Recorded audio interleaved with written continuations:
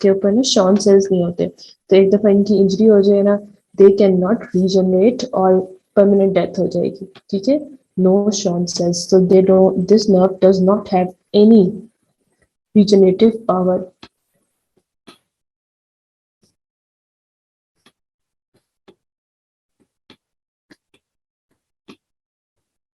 An optic nerve is 50 mm or 5 centimeter in length और इसके 4 portions में divided है। जो आई इंट्राओकुलर जा रहा है वो 1 mm है, और जो मैक्सिमम है, दे आस्क यू एन एमसीक्यू कि मैक्सिमम पार्ट इसका इज 25 mm लॉन्ग और वो ऑर्बिट में होता है, ठीक हो गया, और वो ऑर्बिट में होता है। ये देखो, जो आपकी आई में एंटर होता है वो 1 mm होता है, जो हमारे ऑर्बिट में होता है वो मैक्सिमम पार्ट होता है 25 mm। Rest 10 mm intra canalicular length होती है, और बाकी हमारे ब्रेन में होती है 10 mm। अब जो ऑप्टिक डिस्क है, वो जो सर्कुलर डिस्क है जो हम रेटिना पे आपकी देखते हैं, ऑप्टिक डिस्क, वो हमारा एक्चुअली ब्लाइंड स्पॉट होता है। वहां पे कोई रिसेप्टर्स नहीं होते, कुछ नहीं वहां पे स्टिमुलेट होता। और हमारा ब्लाइंड स्पॉट जो होता है हमारा टेम्पोरल ही होता है 15 डिग्री, मतलब टेम्पोरल का मतलब होता है हमारी कान वाली साइड का होता है हमारा। और इसके अंदर कप टू डिस्क, इसके अंदर एक कप होता है जिसको हम सेंट्रल डिप्रेशन होता है इसके अंदर, जिसको हम फिजियोलॉजिकल कप कहते हैं, जो नॉर्मल होता है उसका रेशो होता है 1:3। अगर डिस्क 3 सेंटीमीटर की है तो कप हमारा 1 सेंटीमीटर का होगा, इसका ये रेशो होता है। ये देखो, और एक और बात ये बतानी है कि हमारी जो नर्व एंटर हो रही होती है वो होल्स करके होती है स्क्लेरा में एंटर, ठीक है, लेमिना कर्बोसा से, और इसके साथ सेंट्रल रेटिनल आर्टरी और वेन भी साथ साथ आ रहे होते हैं, ठीक है, they are travelling along side.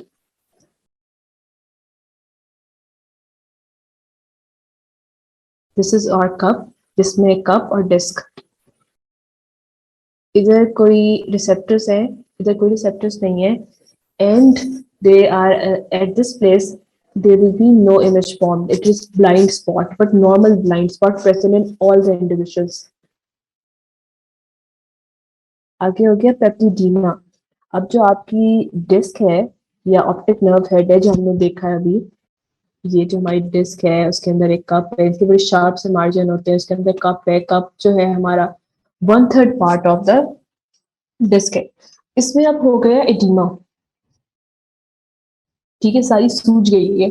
अब इसलिए हुआ है because the intracranial pressure is raised. हमारा नॉर्मल इंट्राक्रेनियल प्रेशर होता है 7 to 15 mmHg। इंट्राक्रेनियल प्रेशर कैसे रेज, सीएसएफ को मेजर करते हैं, सीएसएफ का प्रेशर हो गया, ब्रेन में प्रेशर रेज हो गया, इसकी वजह से एडिमा हो रहा है। अब ब्रेन में प्रेशर रेज हुआ है और हमारी डिस्क पे सारा एडिमा के साइन आ रहे हैं। How does that happen? ये कैसे हो रहा है, क्या मैकेनिज्म है? ब्रेन के अंदर आपका इंट्राक्रेनियल प्रेशर इंक्रीज हो गया और आपके आई में सारे इफेक्ट्स आना शुरू हो गए। हाँ, ऑप्टिक डिस्क हेड पे क्या हुआ है सर?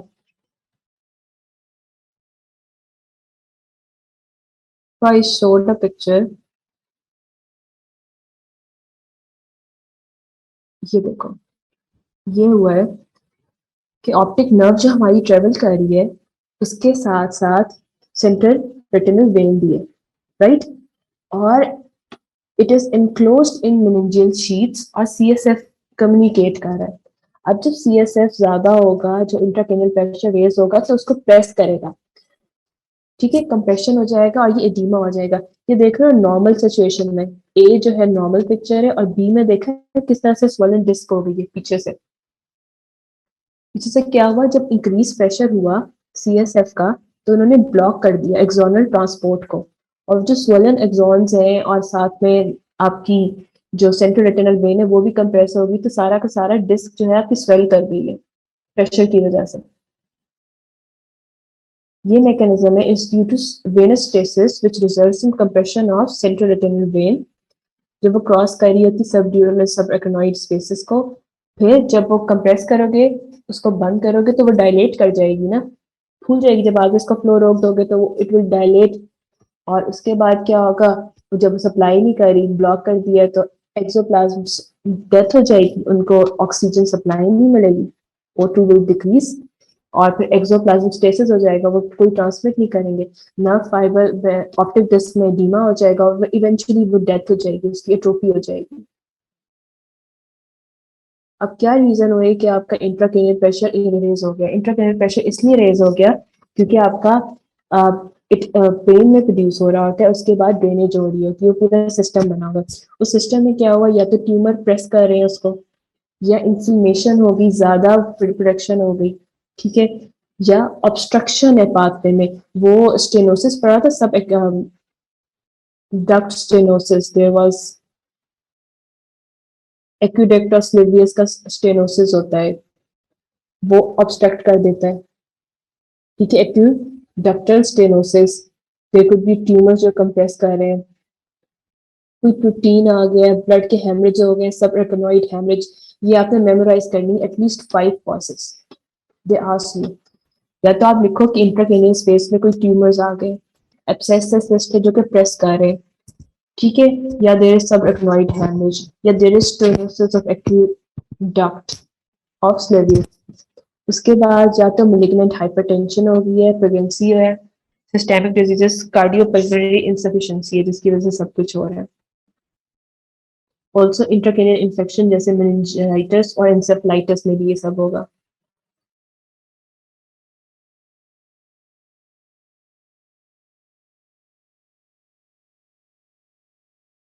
ठीक, ये हमारी नॉर्मल डिस्क है, नॉर्मल आई की, ये नॉर्मल हमारी आई है।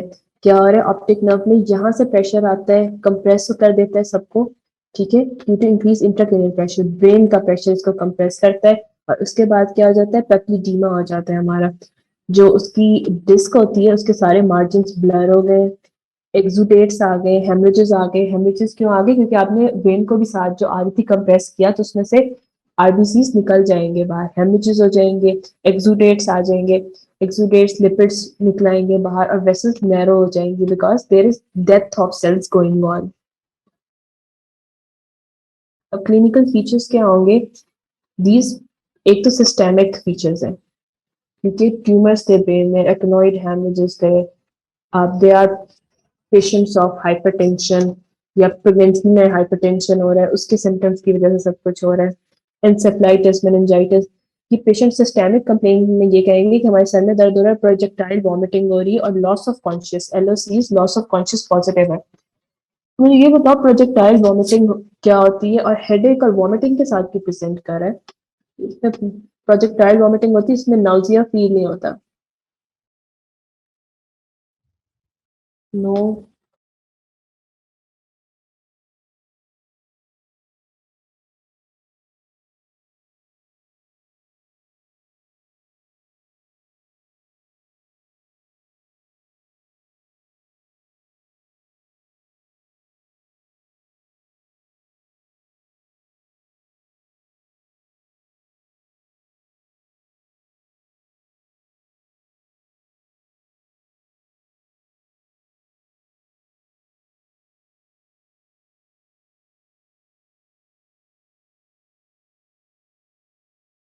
ठीक है, वेस्टिबुलर कॉक्लियर नर्व पे प्रेशर पड़ रहा है, यस, वॉमिटिंग कॉक्लियर नर्व की वजह से हो रही है। अब क्लिनिकल फीचर्स जो आपके आएंगे, ऑकुलर सिम्टम होंगे, वो क्या होगा, ट्रांसिएंट लॉस हो जाएगा, ग्रे आउट होना शुरू हो जाएगा 15 से 10 सेकंड के लिए। इसको हम क्या कहते थे, जो ट्रांसिएंट लॉस होता था, एमरॉक्स फ्यूगस कहते थे। इसमें थोड़ी देर के लिए there was greying out, blackening out, फिर वो वापस आ जाता था, ठीक है। ये देखो, इसमें ग्रे या ब्लैकनिंग आउट होता है सिर्फ 10 to 15 सेकंड के लिए, जब प्रेशर ज्यादा हो रहा होता है। और ये कब होगा, जब आप पोस्चर चेंज करोगे। इंट्राक्रेनियल प्रेशर जो होता है, जब आप जोर लगाते हो, खांसी करते हो, सो के उठते सुबह के टाइम, तो प्रेशर ज्यादा चेंज हो रहा होता है। दूसरा सिम्टम जो रिपोर्ट करेंगे वो दो दो नजर आएंगे, हॉरिजॉन्टल डिप्लोपिया होगा। हॉरिजॉन्टल डिप्लोपिया का मतलब क्या हो गया, हॉरिजॉन्टल जो हमारे मसल दिखाता है, क्रेनियल नर्व 6 में कोई मसला हो गया, ठीक है। दो दो नजर आ रहे हैं, हॉरिजॉन्टल डिप्लोपिया आ गई, क्या, क्रेनियल नर्व पे। जब ये डायलेटेड वेंट्रिकल्स होंगे, बिकॉज आपका CSF इज रेस्ड, तो ये पिट्रस टिप पे प्रेस करेंगे जहां से क्रेनियल नर्व एग्जिट कर रही है, ठीक है। तो there will be double vision horizontally. कोई साइंस में कोई क्लिनिकल फीचर्स में प्रॉब्लम, सिम्टम्स में साइंस अभी करने लगे हैं। Say yes or no so that I can just move on to science.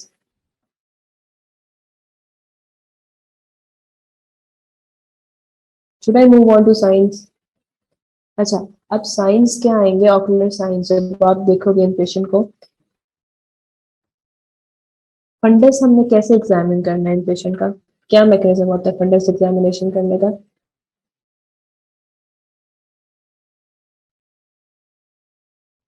वही ऑप्थेल्मोस्कोप लो और बैठ जाओ, देखो उनकी डिस्क।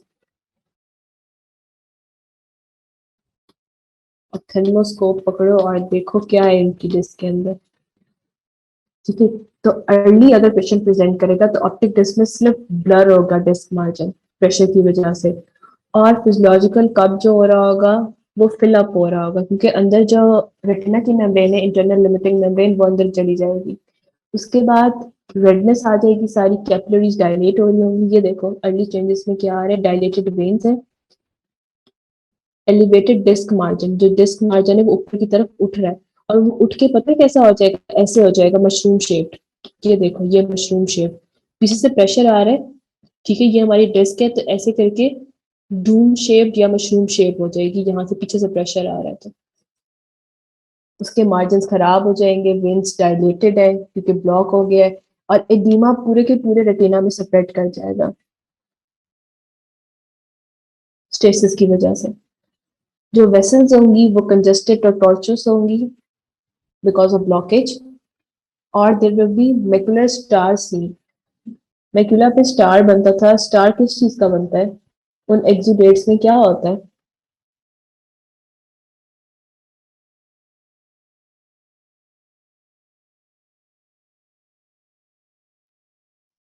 शाबाश। उन जो हमारे स्टार्स बनता है वो लिपिड हार्ड एक्सुडेट का बनता है, लिपिड्स का बनता है, और मैकुला पे इसलिए ये जगह जाकर एडिमा हो जाकर चीजें जमा होती हैं, क्योंकि मैकुला की एनाटमी ऐसी है कि उसकी लेयर वो इतना कम्पैक्ट नहीं है, अंदर फोविया डिप्रेशन है, और वहीं पे जाके हमारी जितनी भी हमारे जो रेटिना पे एडिमा होता है वो जाके मैक्यूला पे ही बन जाता है। It has more concentration of cones, वहां पे रॉड्स नहीं है।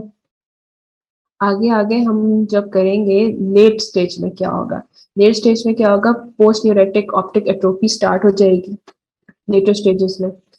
उसके बाद क्या होगा कि पेरीवास्कुलर जो शीथ होगी उसकी थिकनिंग हो जाएगी क्योंकि वेसल्स कॉन्ट्रैक्ट कर रही है। उसके बाद रेटिना पे पिगमेंटेशन स्टार्ट हो जाएगी, फिर रेटिनल पिगमेंट एपिथेलियम जो होगी वो डीजनरेट करने लग जाएगी। वेसल्स कॉन्ट्रैक्ट करेंगी तो थिकनिंग हो जाएगी, vessels are contracting trying to compensate लेकिन कुछ हो नहीं सक रहा, और डेथ हो रही है सेल, जो आपकी ऑप्टिक नर्व की एट्रोपी हो रही है, डेथ हो रही है because of no blood supply.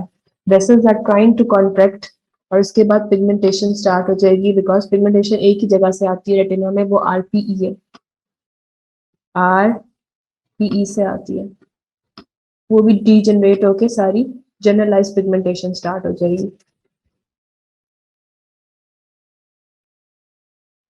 Late ocular signs, late ocular signs क्या होंगे, आपकी एट्रोपी हो रही है ऑप्टिक नर्व की, वेसल्स कॉन्ट्रैक्ट कर रही है, फिर से थिकनिंग हो रही है वेसल्स की शीट्स की। ऑल्सो रेटिना पे पिगमेंटेशन स्टार्ट हो गई है, वो भी जनरलाइज डिफ्यूज थी, इसलिए because RPE retinal pigment epithelium is dying, optic nerve is dying, retinal pigment epithelium is dying, vessels are contracting और वो थिक सी हो गई है टू पुश ब्लड। ये देखो, ये क्या है, ऑप्थेल्मोस्कोप है, इसे नॉर्मल पे देखते हैं तो इस तरह से आपका फंडस नजर आता है, लेकिन जब किसी को पेप्टिडीमा होगा उसके आगे आप देखोगे तो क्या नजर आएगा। ये देखो कि क्या क्या फीचर्स किए हैं अभी हम देखेंगे अर्ली स्टेज में इन फंडोस्कोप। सिंपल, पहले तो उसके मार्जिन ब्लरी हो जाएंगे, फिर क्या होगा,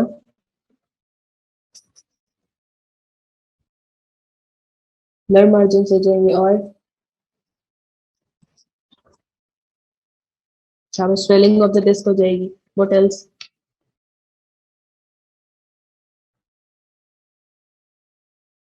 उसका फिजियोलॉजिकल कप में सारे के सारे फिल हो जाएगा। उसकी शेप जो होगी ना मशरूम की तरह हो जाएगी, क्योंकि पीछे से प्रेशर आ रहा है, मशरूम शेप हो जाएगा। और इवेंचुअली सारा का सारा एडिमा जो है पूरा स्प्रेड हो जाएगा रेटिना पे। वेसल्स जो होंगी वो टॉर्चेस और डायलेट होना शुरू हो जाएंगी। बाद में वो कॉन्ट्रेक्शन की वजह से सख्ती हो जाएंगी, और मैक्यूला पे क्या बन जाएंगे, हमारे लिपिड एक्सुडेट आ जाएंगे।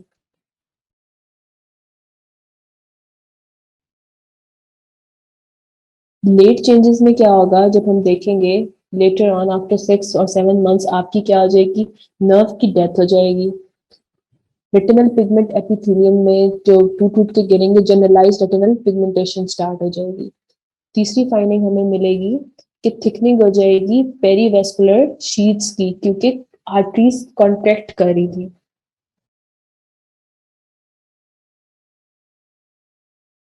विजुअल फील्ड डिफेक्ट क्या आएंगे कि इसमें ब्लाइंड स्पॉट इनलार्ज हो जाएगा। ये हमारा नॉर्मल ब्लाइंड स्पॉट है। और ब्लाइंड स्पॉट देखने के लिए हम कौन सा टेस्ट करेंगे, या फिर ये देखने के लिए कि विजुअल फील्ड में क्या डिफेक्ट आए, ये 15 डिग्री टेम्पोरली नॉर्मली प्रेजेंट होता है। This test to do to find out visual field defects. शाबाश, ये पेरीमीट्री होती है। मशीन पे बिठा देते हैं अंधेरे कमरे में, उसको कहते हैं जहां आपको डॉट या आपको स्टिमुलस आए कि देखो ये बटन पकड़ा हुआ है, तो आप उसको प्रेस करते जाओ यस में, तो ये सारा प्लॉट करके दे देता है आपको। 15 डिग्री टेम्पोरली हमारा ब्लाइंड स्पॉट होता है, लेकिन इन लोगों का ब्लाइंड स्पॉट एनलार्ज हो रहा है। क्यों हो रहा है इनका ब्लाइंड स्पॉट एनलार्ज? क्योंकि ऑब्वियसली पीछे से प्रेशर लग रहा है, डेथ हो रही है। नॉर्मली हमारा था 1.5 mm का, लेकिन इट विल इंक्रीज। ये देखो, इसमें नॉर्मल ब्लाइंड स्पॉट ये इतना है, ये सबका हम सबका प्रेजेंट है। लेकिन व्हेन यू विल हैव पेप्लिडीमा, तो ये इतना ज्यादा हो जाएगा, बड़ा हो जाएगा, और आपके विजुअल में नजर आएगा इतना बड़ा सारा धब्बा। अभी हमारा ब्रेन इग्नोर कर देता है जब छोटा सा आएगा। अच्छा, त्याजवीन एमसीक्यूज कि अगर लॉन्ग स्टैंडिंग पेप्लिडीमा 1 या 2 साल हो गया, तो विजुअल एक्यूटी बिल्कुल इसकी रिड्यूस हो जाएगी। अगर आप फंडस एग्जामिन करोगे, सारे हेमरेजेस एक्सुडेट्स और डिस्क एडिमा होगा, बट लॉन्ग टर्म में ये सबसाइड कर जाएगा। एक्यूट स्टेज में सिर्फ आपको हेमरेजेस, एक्सुडेट और डिस्क एडिमा आएगा। अगर लॉन्ग स्टैंडिंग है ना, तो सब कुछ डिसॉल्व हो जाएगा। एक्यूट इन्फ्लेमेशन तो नहीं रहेगी ना लॉन्ग स्टेज में, ये सब डिसॉल्व कर जाता है लॉन्ग स्टैंडिंग में। हेमरेजेस, एक्सुडेट, एडिमा सब डिसॉल्व कर जाता है। और जो आपकी जो शेप ऑफ डिस्क होगी ना, वो ऐसी हो जाती है शैम्पेन कॉक बॉटल की तरह, ऐसी सख्त सी उठी हुई। शुरू शुरू में वो फूला था, स्वेल हुआ था, बाद में वो सख्त सा हो जाएगा, जैसे कि इसका कॉक की बॉटल है शैम्पेन की। और ना सिर्फ आपका ब्लाइंड स्पॉट इनलार्ज होगा, आपका विजुअल फील्ड ही टोटली कंस्ट्रिक्ट कर जाएगा, बहुत थोड़ा सा रह जाएगा, क्योंकि सारी डेथ्स हो रही है और नर्व भी कोई सिग्नल लेके जा रही है ड्यू टू कंप्रेशन। अब आपने किसी पेशेंट की असेसमेंट कैसे करनी है, वो नाउजिया वॉमिटिंग के साथ आया था, तो आपने उसका ब्लड प्रेशर चेक करवा लेना है, क्योंकि systemic complain was malignant hypertension, toxaemia of pregnancy, cardiovascular insufficiency की वजह से भी आप उसका एग्जामिनेशन करवाओ। फिर फंडस में देखो डिस्क में क्या फाइंडिंग आई है, फिर न्यूरोलॉजिकल असेसमेंट करवाओ कि कौन कौन सी क्रेनियल नर्व्स भी इन्वॉल्व होंगी, are there any cranial nerves involve और नॉट। लैब इन्वेस्टिगेशन में सीबीसी, ईएसआई, ये हम दूसरी कॉजेज को रूल आउट करने के लिए करें। अभी हम करेंगे जाइंट सेल टेम्पोरल आर्थराइटिस, उसमें शुगर को रूल आउट करने के लिए करें। बीएसएल करवाएंगे तो चेक किए कि डीमाइलिनेशन तो नहीं स्टार्ट होगी साथ। और बाकी रेडियोलॉजिकल इमेजिंग में सीटी कराएंगे टू सी कहाँ पे कोई लीजन पड़ा हुआ है जो कंप्रेस कर रहा है, कोई हेमरेज है, कोई ट्यूमर है, कोई क्लॉट है जो पड़ा हुआ है जो कंप्रेस कर रहा है, सारा ब्लॉक क्रिएट करवा रहा है। एमआरआई अगेन पेरीमीट्री पे हम विजुअल फील्ड डिफेक्ट देखेंगे। और एफएफए से क्या करना है हमें, एफएफए क्यों करा रहे हैं हम, शाबाश, परफ्यूजन चेक करने के लिए, देखने के लिए कि कहीं पे है कोई बचत हुई है, कोई वेसल है जो काम कर रही है, कितना परफ्यूजन है, ठीक है। फंडस में फ्लोरेसेंस एंजियोग्राफी करा के देख रहे हैं कि कुछ बच गया है, जैसे हार्ट की कराते हैं, देखने के लिए कि कौन सा ब्लॉकेज है, कौन सी बच गया है, वही करा के ये देखेंगे कि कोई चांसेस है रिकवरी के। आगे ट्रीटमेंट है, आपने पहले अंडरलाइन कॉज को, अगर ट्यूमर है तो उसको हटाओ, ट्यूमर को काटो। हेमरेज है तो बर्न होल से उसको निकालो, डिसॉल्व कराओ। अगर हाइपरटेंशन की वजह से हो रहा है तो उसको डिक्रीज करो, कॉज को फाइंड करके उसको ट्रीट करो। और इसके बाद इंट्राक्रेनियल प्रेशर कंट्रोल करने के लिए हमारे पास क्या मैकेनिज्म होता है, कैसे लोअर करते हैं किसी का इंट्राक्रेनियल प्रेशर रेज हो, तो कौन सा डायूरेटिक देते हैं हम?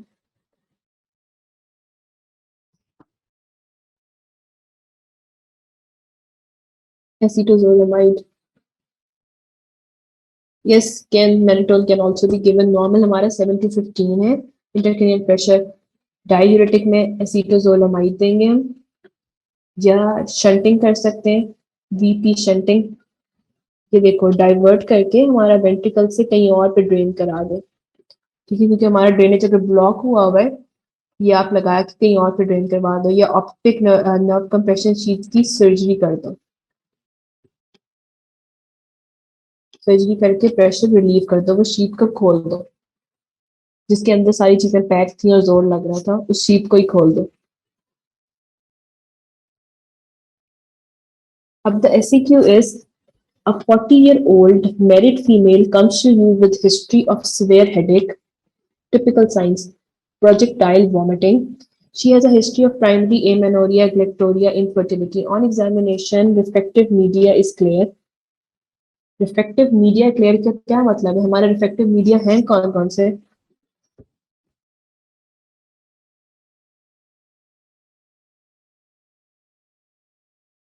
शाबाश, lens and cornea, perfect. Lens and cornea में उसको कोई मसला नहीं लगा, ना कॉर्निया में कोई ओपेसिटी है, ना लेंस में कैटरेक्ट है। आगे कोई कहता है पीछे मसला होगा, there is a bilateral optic disc swelling, visual field show bitemporal hemianopia, hemianopia. What is your diagnosis? Yes, it's papilloedema due to pituitary adenoma. नहीं लग रहा ये आप लोगों को? It is a papilledema, but due to pituitary adenoma. Pituitary adenoma ये सारे symptoms करता है: primary amenorrhea, galactorrhea, infertility और bitemporal heminopsia. It's pituitary adenoma causing what? Causing papilledema. वो भी तो कंप्रेस करता है ना आप पे, ट्यूमर है and it compresses. How will you investigate? Investigation 3 type की करनी है हमने इन केसेस में। शाबाश, लैब्स भेजोगे आप। नंबर पंचर कॉन्ट्राइंडिकेटेड है पेप्लेडीमा में, प्लीज करेक्ट दिस कॉन्सेप्ट। कभी भी papilloedema is the biggest contraindication for lumbar puncture. Lumbar puncture कराने से पहले हमेशा आप लोग ऑप्थेल्मोलॉजिस्ट को बुलाते हो, उसको कहते हो कि फंडस एग्जामिन करे। अगर उसमें बायलेटरल डिस्क स्वेलिंग या यूनिओकुलर डिस्क स्वेलिंग आ जाती है तो कभी भी लंबर पंचर नहीं करना। वाई? सेरिब्रल और अंकल हर्निएशन हो जाती है। तो इसमें आप 3 कराओगे, पहले आप जनरल एग्जामिनेशन कराओ, उनका ब्लड प्रेशर देखो, फंडस का एग्जामिनेशन कराओ, फिर लैब्स में चले जाओ, कंप्लीट ब्लड प्रोफाइल कराओ, ESR, डायबिटीज, और इमेजिंग कराना बहुत जरूरी है। What are the imaging we need? We need CT। CT brain जो है परफेक्ट इन्वेस्टिगेशन ऑफ चॉइस, से पता चल जाएगा किस जगह पे लीजन है। Yes, CT, MRI, brain, both are very essential. अच्छा, हाउ विल यू ट्रीट? पहले तो हम CT और MRI पे जो भी कॉज आएगी ना, हम उसको फाइंड कर लेंगे, उसी को ट्रीट करेंगे। अगर ट्यूमर है तो उसको एक्सरसाइज करेंगे, ठीक है, और उसके बाद फिर हम इंट्राक्रेनियल प्रेशर को लोअर करेंगे, एसीटोजोलामाइड देंगे डायूरेटिक्स में, ठीक है, या तो फिर शंटिंग करनी पड़ेगी।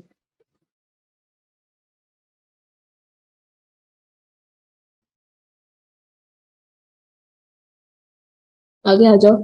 A 30-year-old patient with headache for 1 month with intermittent obscuration of vision. ये intermittent vision कम होना कौन सी चीज थी? His visual acuity is 6/6. Funded examination shows swelling of disc on both sides. No intracranial pathology had been found on investigation. शाबाश, greying of vision इसको क्या कहते थे? Amaurosis fugax. Yes, very good. अब इसका डायग्नोसिस बताओ.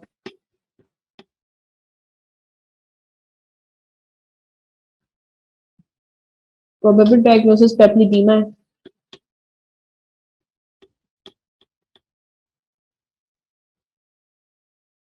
अगर कोई इंट्राक्रेनियल पैथोलॉजी नहीं है तो फिर पैथोलॉजी कहाँ हो सकती है? कौन से ऐसे कॉजेज हैं जो ब्रेन में ना हो और लेकिन फिर भी पेप्लिडीमा कॉज कर रहे हैं? कैन समबडी टेल मी, कौन सी ऐसी कॉजेज हैं जो इंट्राक्रेनियल नहीं है लेकिन फिर भी वो कॉज कर रही है? शाबाश, could be trauma. Yes, hypertension, toxemia of pregnancy. Yes, pharynx tumor, लेकिन वो भी वहीं पे नजर आएंगे. Yes, vitamin A toxicity. तो इट्स नॉट नेसेसरी कि हर दफा आपको सीटी पे फाइंडिंग्स मिले. ब्रेन के बाहर भी जो है वो पेप्लिडीमा चीजें कॉज करने के लिए बैठी हुई. अर्ली और late findings on visual field examination. Visual field examination करते कैसे हैं? How do we do visual field examination?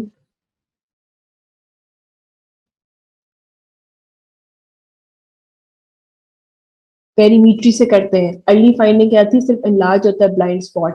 और लेटर फाइंडिंग क्या थी?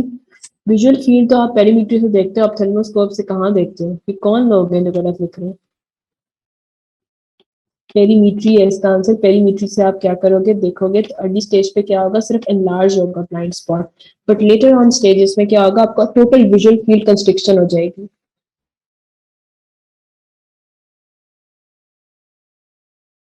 फंडस की फाइंडिंग क्यों देख रहे हो? वो विजुअल फील्ड पूछ रहा है आपका. वो फंडस थोड़ी कह रहा है मुझे देख के बताओ. फंडस तो उसने खुद चेक कर दिया था आपको. अब वो कह रहा है पेरीमीट्री के ऊपर फाइंडिंग्स बताओ. पेरीमीट्री पे अर्ली स्टेज पे क्या आएगा? आपका ब्लाइंड स्पॉट एनलार्ज होगा और लेटर स्टेज पे क्या होगा? पूरी की पूरी विजुअल फील्ड भी कंस्ट्रक्ट कर जाएगी. अर्ली पे ब्लाइंड स्पॉट एनलार्ज होगा. ठीक हो गया. और लेटर ऑन स्टेजेस पे पूरी पूरी विजुअल फील्ड आपकी कंस्ट्रक्ट कर जाएगी. What investigations will you perform? Investigation सारी लिखनी है. एग्जामिनेशन करवाओ, blood pressure, fundus examination, neurological examination करा लो, लेबोरेटरी इन्वेस्टिगेशन में फुल ब्लड प्रोफाइल करवाओ, शुगर चेक करवाओ उसकी, इमेजिंग में सीटी एमआरआई को रिपीट करा लो, या सीरोलॉजी करा लो. उसके बाद a 35-year-old lady presents with severe headache, vomiting and blurring of vision for 15 days. CT shows the space occupying vision. सही है, इसकी तो CT भी ठीक आ गया. Visual acuity is 6/6, partial in both vision. What is the most important ocular investigation? दो हैं वो most important. Repeat करवा लो. Maybe we missed it on the first. Repeat करा. Repeat CT MRI. शायद कोई हो, शायद मिस कर दिए पहली दफा में. मोस्ट इंपॉर्टेंट कौन सी इन्वेस्टिगेशन? ऑकुलर इन्वेस्टिगेशन पूछ रहा है वो. क्वेश्चन नंबर 3 को आंसर करो. मोस्ट इंपॉर्टेंट ऑकुलर इन्वेस्टिगेशन कौन सी है? नहीं, इट्स नॉट एफएफ है. शाबाश. पेरीमीट्री नहीं, ओसीटी हम कराते ही नहीं इस डिजीज में. ऑप्थेल्मोस्कोपी या फंडोस्कोपी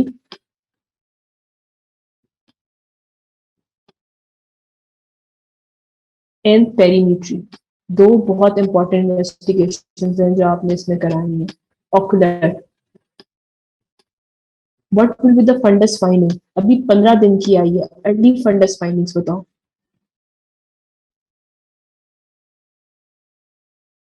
अर्ली फंडस फाइंडिंग्स बताओ. सिंपल है. ब्लरिंग होने लग जाएगी, फिजियोलॉजिकल कप उसका बढ़ जाएगा, मार्जिन सारे स्वेल हो जाएंगे. यस. और मशरूम शेप हो जाएगी. Very good. हेमरेजेस होंगे. यस. एक्सुडेट्स होंगे. एडीमा, हाइपरीमा, टॉर्चेस हो जाएंगी वेसल्स. और क्या होगा? Yes. Macular star will be seen. Vessels का बताओ. वो टॉर्चेस हो जाएंगी. What are the ocular complications can occur if left untreated? क्या ocular complications है?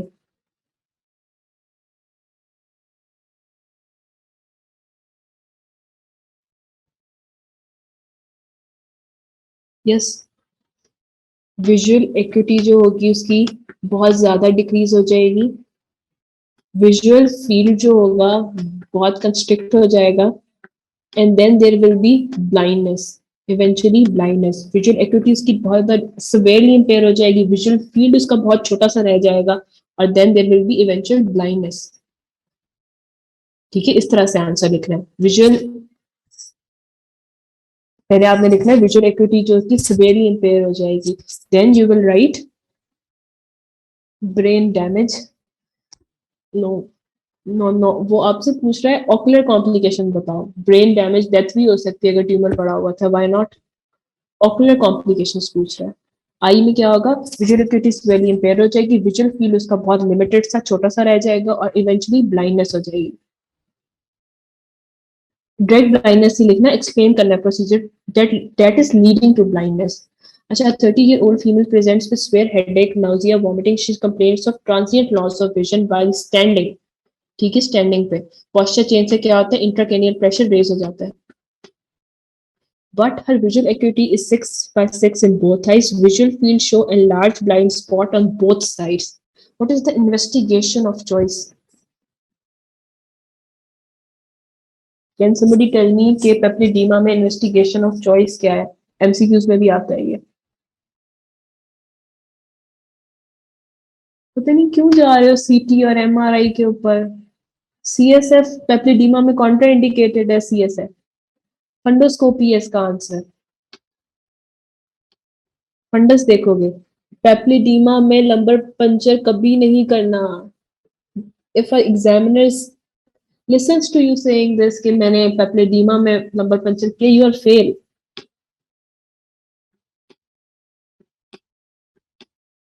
इतनी स्वेयर कॉन्ट्रा इंडिकेशन है, पूरा brain herniate, uncal herniation, cerebral herniation, fundoscopy is the investigation of choice in papilloedema. And मुझे समझ नहीं आ रही कि why are you jumping on CT, और वो कराते हैं CTR but it's not investigation of choice. पहले आप फंडस पे देखो, साइंस को ऑब्जर्व करो, डायग्नोसिस बनाओ, देन वी विल डू सीटी और MRI. Investigation of choice is fundoscopy. पहले देख तो लो कि मार्जिन स्वेलिंग है और कैसी है। what changes are likely to be seen in the optic nerve of the patient? Yes, good question। क्या चेंजेस आएंगे optic nerve of the patient में? एक वर्ड का इसका आंसर है, चेस्ट एट्रोफी हो जाएगी। Very good. पहले कंप्रेशन होगी and then it will be atrophy. Three differential diagnosis, three इसके डिफरेंशियल डायग्नोसिस है। ऑप्टिक न्यूराइटिस, जो हम डिजीज नेक्स्ट करेंगे वो इसका डीडी है। ऑप्टिक न्यूराइटिस इसका डीडी है, दूसरा इसका डीडी है हाइपरोपिया।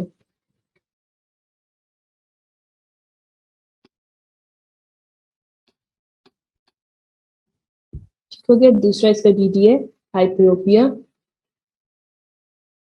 तीसरा सिंपल सीआरवीओ, क्योंकि उसमें भी ट्रांसिएंट ऑक्लूजन होती है और इसी तरह से हेमरेजेस बनते हैं।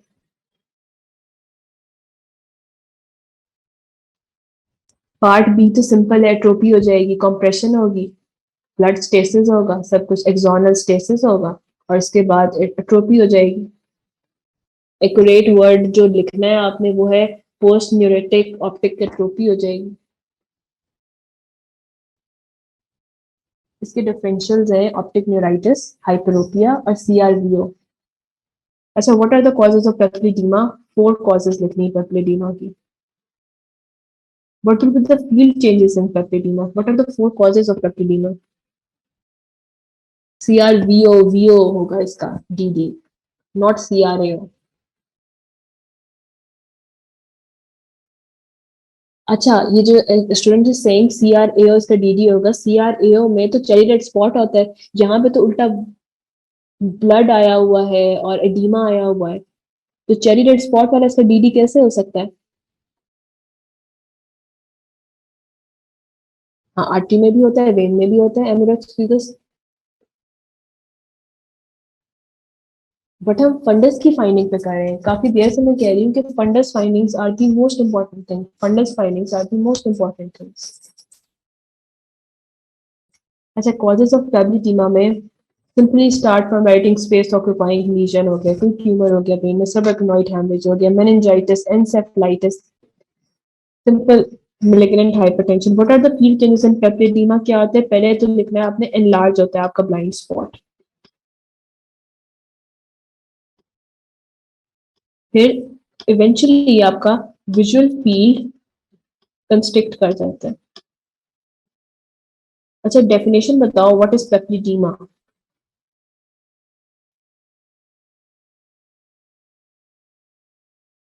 What is पेप्लिडीमा?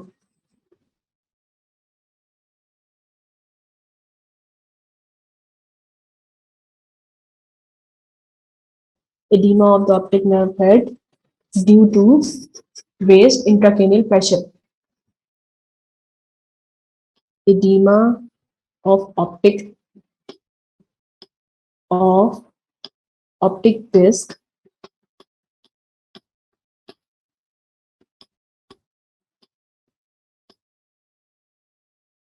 due to raised intracranial pressure.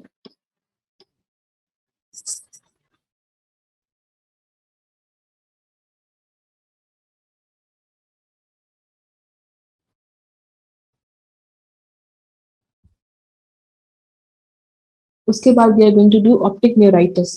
Optic neuritis में क्या हुआ? इन्फ्लेमेशन होगी ऑप्टिक नर्व की, ठीक है? इसमें कोई प्रेशर वगैरह नहीं आया, आपकी ऑप्टिक नर्व की इन्फ्लेमेशन स्टार्ट हो गई है। अब इसकी क्लासिफिकेशन है, एक्यूट है और क्रॉनिक है। क्रॉनिक जो होती है ना, वो हमारी इसीलिए होती है अल्कोहल की वजह से। Alcohol, ethanol is the major cause. तो स्लोली स्लोली हमारी क्या करती हैं, ऑप्टिक नर्व को डैमेज करती रहती हैं, and the people eventually go blind from drinking ethanol. और जो एक्यूट होती है उसकी थ्री टाइप्स हैं, पेप्लाइटिस, टेट्रोबल्बर न्यूराइटिस और न्यूरोरेटिनाइटिस। इनको हम करते हैं अभी, इनके फंडस एग्जामिनेशन भी देखते हैं। तो इनकी जो इटियोलॉजिकल कॉजेज है वो डीमाइलिनेटिंग डिसऑर्डर है, सिंपल के हमारी जो माइलिन शीट है वो खड़ने लग गई है, मल्टीपल स्क्लेरोसिस आंसर आएगा। कि ऑप्टिक न्यूराइटिस की सबसे बड़ी कॉज बता दें तो इसका आंसर होगा एमएस। ये एमसीक्यू है, मल्टीपल स्क्लेरोसिस इसकी ऑप्टिक न्यूराइटिस की सबसे बड़ी कॉज है। उसके बाद इन्फेक्शंस होती हैं जैसे वीजीवी, सिफिलिस, ठीक है? वीजीवी, सिफिलिस, ये सब कुछ भी उतार सकती हैं, डीमाइलिनेट कर सकती हैं, नर्व्स की इन्फ्लेमेशन कर सकती हैं। पैरा इन्फेक्शंस, मीजल्स, मम्स, और इन्फ्लेमेशन लाइक मेनिंजीज में या यूबियाइटिस में भी स्टार्ट हो सकता है। मेटाबॉलिक डायबिटीज में आपको पता है कि वो नर्व के ऊपर से शीत उतर रही होती है, पेरिफेरल न्यूरोपैथी इसीलिए हो रही होती है। एनीमिया में जब विटामिन बी 12 की डेफिशिएंसी का एनीमिया होता है, उसमें भी क्या होता है, ऑप्टिक नर्व पे से शीत उतर रही होती है।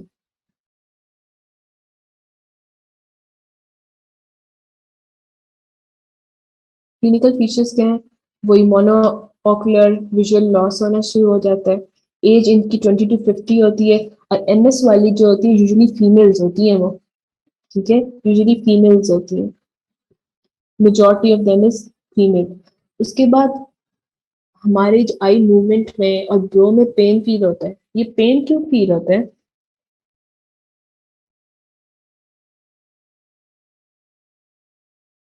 पेन क्यों फील हो रहा है जब वो आई मूव करा रहा है और ये टेम्पल पे भी पेन फील हो रहा है? देखो, डीमाइलिनेशन हो रही है, यस, इन्फ्लेमेशन हुई हुई है नर्व्स की, तो इस वजह से, नहीं, डीमाइलिनेशन की वजह से पेन हो रही है। उसके बाद फॉस्फीन्स है, फॉस्फीन्स लाइट के फ्लैशेस हैं, ये देखो, ये जो ब्लैक वाली पिक्चर है इसमें फॉस्फीन्स नजर आ रहे हैं। फॉस्फीन्स होते हैं ये वाइट कलर के ये फ्लैशेस ऑफ लाइट नजर आते हैं। जब पेशेंट डार्क रूम से लाइट में आता है ना, तो जो नर्व, जो हमारी माइलिन शीट होती है ना, वो सॉल्टेटरी कंडक्शन कराती है। ठीक है, अब इनकी उतर गई है, तो एकदम से डायरेक्ट फ्लैश आता है और ये ऐसे करके इनको नजर आता है। वो जो स्लो हमारी स्मूथ कंडक्शन है वो इनकी नहीं हो रही, खराब हो गई। अच्छा, ये देखो एमएस के में नॉर्मल देखो, हमें ऐसे करके रेड कार नजर आ रही है, इनमें ब्लरिंग हुई हुई है और रेड कलर डीसेचुरेशन हो गई है इनकी।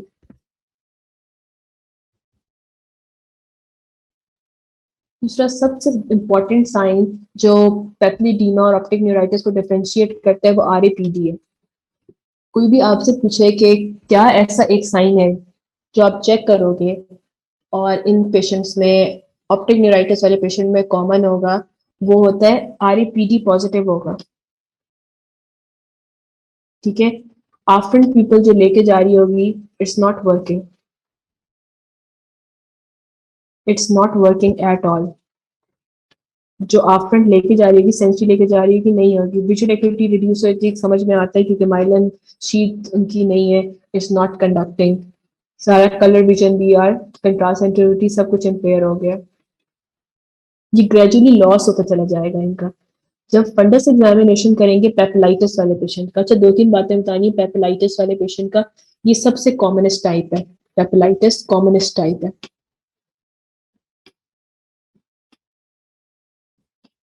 और ये चिल्ड्रन में, इन एडल्ट्स में होती है, सबसे कॉमनेस्ट टाइप है पेपिलाइटिस। इनका जब हम डिस्क चेक करते हैं तो वही ब्लड डिस्क मार्जिन आते हैं, ये देखो यहाँ पे भी लगता है ना जैसे एडिमा हुआ हुआ है। Can you see, it feels like ये भी एडिमा हुआ हुआ है, इसके मार्जिन भी ब्लड से हुए हुए हैं और वेसल्स तो इसमें भी इंगॉज्ड है। अब वो, ये और वो दोनों डिजीजेस सेम लगती है ना, पेपिलिडीमा और papillitis, they look exactly same fundus में। तो क्या डिफरेंसेस है?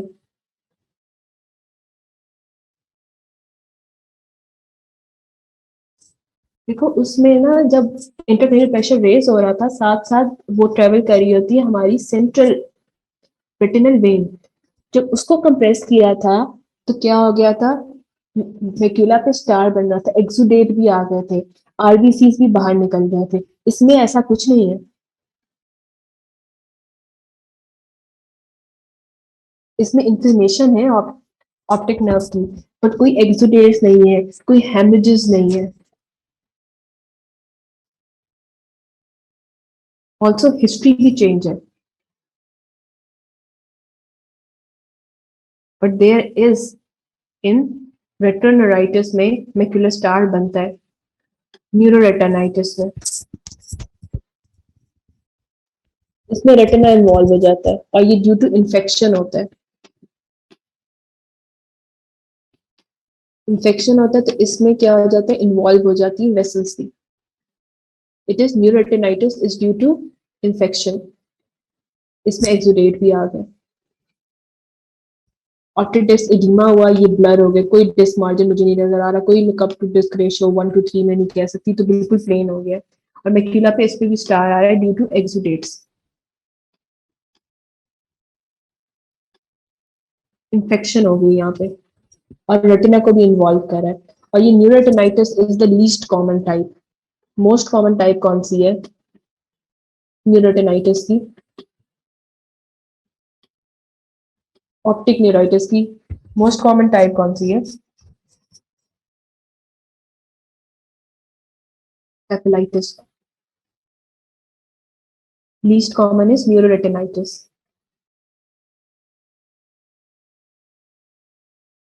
अच्छा, इसमें रेट्रोबल्बर में क्या फाइंडिंग है?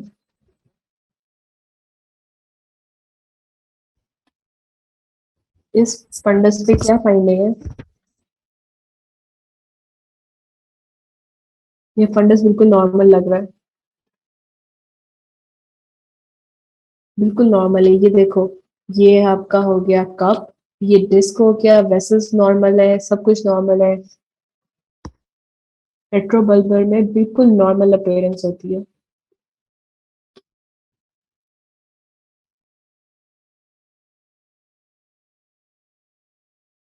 यस, वेरी गुड, क्योंकि चेंजेस जो है वो बिहाइंड द फंडस है। जो जो भी डिसऑर्डर है जो कि इसका प्रॉब्लम्स कॉज कर रहा है, डीमाइलिनेशन वाली, वो फंडस के सप्लाई होने के बाद कॉज कर रहा है।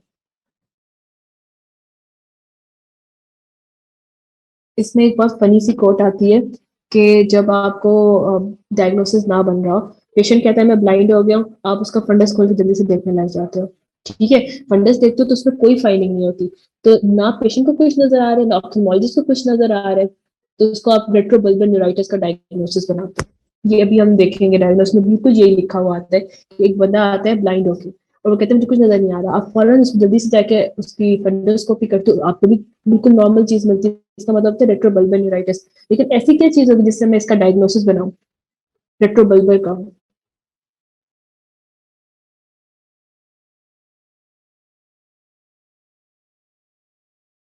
फाइनेंस में रिपीट करा देती हूँ।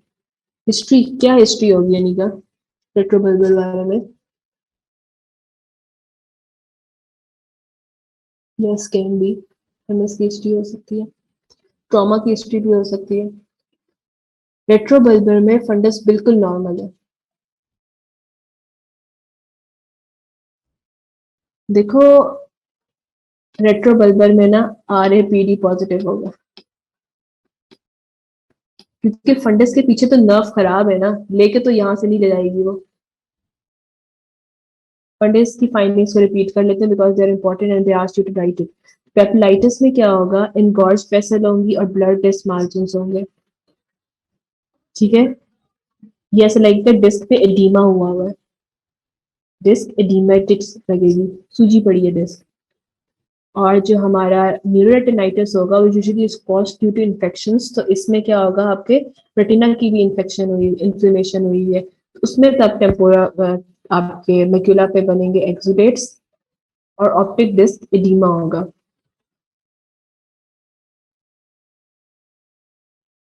आगे आ जाओ, रेट्रोबल्बर न्यूराइटिस या रेट्रोबल्बर रेटिनाइटिस, उसमें क्या होगा, बिल्कुल डिस्क आपकी नॉर्मल होगी लेकिन पेशेंट को कुछ भी नजर नहीं आ रहा होगा, आरएपीडी पॉजिटिव होगा जिससे आप डायग्नोसिस बनाओगे। ऑप्टिक न्यूराइटिस में आरएपीडी बहुत इंपॉर्टेंट है, अगर प्रेजेंट है तो बस ये ऑप्टिक न्यूराइटिस ही है। अब जब इन्वेस्टिगेशन करोगे इन पेशेंट की, विजुअल फील्ड चेक करोगे पेरीमेट्री से,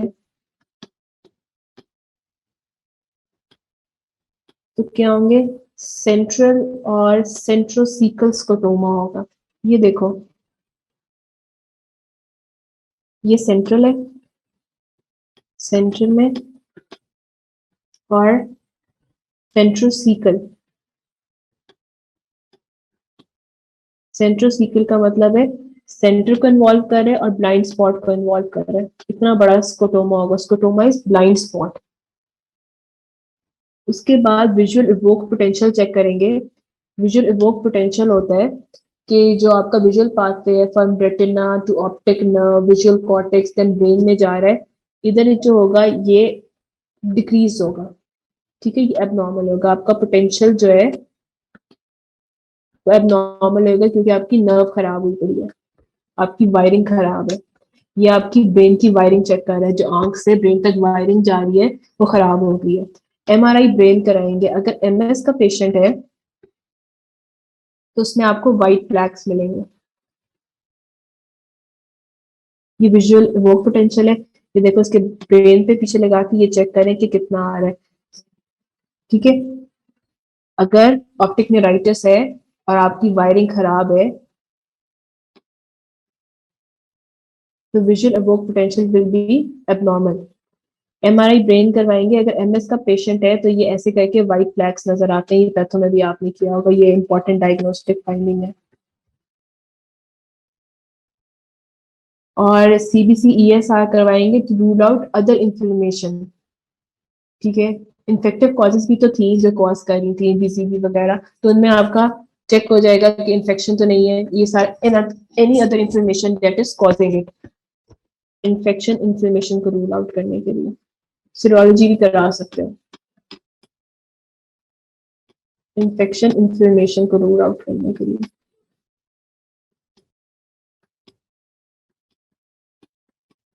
उसके बाद है लंबर पंचर। इसमें क्यों करा रहे नंबर पंचर, उसमें नहीं करा रहे थे? ऐसा क्या है? मैं आपको कहा था जब पेप्टिडिमा होता है तो ऑलरेडी इंट्राक्रेनियल प्रेशर जो है वो रेज्ड है, उसमें अगर करेंगे तो हर्निएट हो जाएगा ब्रेन, ब्रेन हर्निएशन हो जाएगी। इसमें कर सकते हैं, इसमें तो सीएसएफ तो नहीं रेज। एमएस के पेशेंट का डायग्नोसिस ही आप ऐसे करते हो कि आप क्या करते हो, उसका सीएसएफ निकालते हो, उसके बाद इलेक्ट्रोफोरेसिस करवाते हो।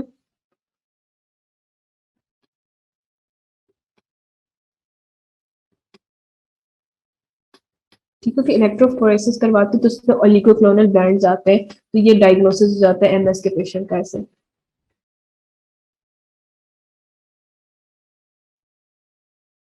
अब ट्रीटमेंट क्या होगी? पहले तो अंडरलाइन कॉज फाइंड करनी है, उसको ट्रीट करना है। दोनों में पहले लिखना है कि हम पहले कॉज फाइंड करेंगे, उसके बाद स्टेरॉइड थेरेपी देंगे। लेकिन स्टेरॉइड थेरेपी से जितना डैमेज, जितनी उसकी खाल उतर गई है ना, माइलिन शेल उतर गई है, वो कभी वापस नहीं आ सकती। लेकिन हम स्लो डाउन करा लें, ठीक है, स्लो डाउन कर देगा कि और ना उतरे। लेकिन जो उतर गया, जितना विजुअल लॉस हो गया, sorry we can not do anything about that. और अगर एमएस का डायग्नोसिस एमआरआई पे और ओलिगोक्लोनल प्लांट्स पे आप बना लेते हो, तब आपको आईवी देनी है मिथाइल प्रेडनिसोलोन, और इसके बाद 3 डेज के लिए, उसके बाद फिर ओरल पे ले आना है। उसके बाद आईएम इंटरफेरॉन बीटा, ये स्पेशल ट्रीटमेंट है एमएस का, ये देना है। और उसके बाद विटामिन B1, 6, 12 देनी है। क्या इंपॉर्टेंस है इसकी? क्योंकि ये डीमाइलिनेशन को स्टॉप करती है, ये मैंने पहले बता दिया था। जिन जो एनीमिया होगा, जिनको विटामिन B12 का, उनमें भी ये सिम्टम्स आ सकते हैं। अब लेट्स डू देयर डिफरेंसेस। ये टेबल इंपॉर्टेंट है, इसको मार्क कर लो। And they will ask you, जो पेप्टिडीमा था वो ग्रेजुअल था, पेपिलाइटिस ऑल ऑफ सडन आएगा और जाएगा। पेप्टिडीमा में हेडेक था, नाउजिया था, वॉमिटिंग थी। पेपिलाइटिस में ऐसा कोई सिम्टम नहीं था, क्योंकि ये सारे सिम्टम्स किससे हो रहे थे? इंक्रीज इंट्राक्रेनियल प्रेशर की वजह से वेस्टिबुलर कॉक्लियर नर्व के ऊपर प्रेशर डाल रहे थे। विजुअल लॉस जो है इसका ट्रांजिएंट था, जब पोस्चर चेंज होता था, कफिंग करते थे, जोर लगाते थे, तो आ जाते थे सिम्टम्स, ग्रेइंग होती थी। लेटर ऑन क्या हो जाता था? ऑप्टिक एट्रोपी हो जाती है कंटिन्यूस प्रेशर की वजह से। इसमें पेप्लाइटिस में मार्क्ड लॉस के साथ आएगा वो। और उसके बाद पेन, टेंडरनेस, ऑकुलर मूवमेंट्स पे इसलिए क्योंकि डीमाइलिनेशन हो रही है नर्व्स की, इसीलिए पेन फील होती है जब हम मूव करते हैं। एग्जामिनेशन करोगे पेप्लिडीमा में, इनिशियली विजुअल एक्यूटी नॉर्मल होगी, कलर विजन नॉर्मल होंगे, पिपली रिएक्शन नॉर्मल होगा, विट्रस भी नॉर्मल होगा। ऑप्टिक डिस्क में एडीमा नजर आएगा। लेकिन इसमें पेपिलाइटिस में विजुअल एक्यूटी, उसकी सारी नर्व ना वो कंडक्शन करेगी, ना वो कलर विजन करेगी, आरएपीडी पॉजिटिव हो जाएगा। और सेल इन द पोस्टीरियर विट्रिस क्यों आएंगे? बिकॉज वन ऑफ पेपिलाइटिस की एसोसिएशन क्या थी? यूवीआइटिस के साथ एसोसिएटेड था। आगे विजुअल फील्ड जब चेक करेंगे, ये देखो विजुअल फील्ड जब चेक करेंगे तो पेप्टिडीमा में एनलार्ज हो जाएगा ब्लाइंड स्पॉट, लेकिन पेप्लाइटिस में सेंट्रल और सेंट्रोसीकल स्कोटोमा ब्लाइंड स्पॉट आएगा सेंटर में। सीटी और एमआरआई कराएंगे तो इंट्राक्रेनियल पैथोलॉजी निकलेगी पेप्टिडीमा में। इधर अगर डीमाइलिनेटेड डिसऑर्डर होगा, एमएस होगा, तब उसको आपको व्हाइट फ्लैग्स नजर आएंगे, वरना यहाँ पे कुछ नजर नहीं आएगा। सीएसएफ जो है वो रेज होगा पेप्टिडीमा में, बट पेप्लाइटिस में ऐसा कोई भी नहीं है। विजुअल अवोक पोटेंशियल जो होंगे आपके पेप्लाइटिस में एबनॉर्मल होते हैं, क्योंकि विजुअल अवोक पोटेंशियल आपके क्या चल रहा होता है? आपका वायरिंग चेक कर रहा होता है, करंट चेक कर रहा होता है, विजुअल पाथवे से फ्रॉम रेटिना कहाँ तक जाता है, ऑप्टिक नर्व लेके इसको विजुअल कॉर्टेक्स में जाती है, देन ब्रेन में। सबसे इंपॉर्टेंट पॉइंट है ये हमारा आरईपीडी, इसको नोट करिए। It is positive in papilloedema. अभी क्वेश्चन है 30 ईयर ओल्ड फीमेल आई, क्या इंपॉर्टेंस है 30 ईयर ओल्ड फीमेल की?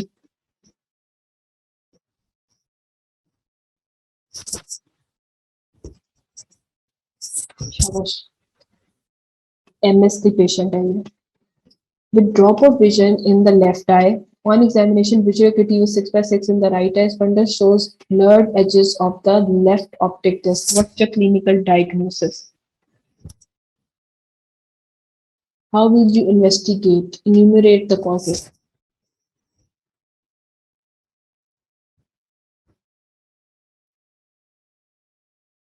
Yes, optic neuritis due to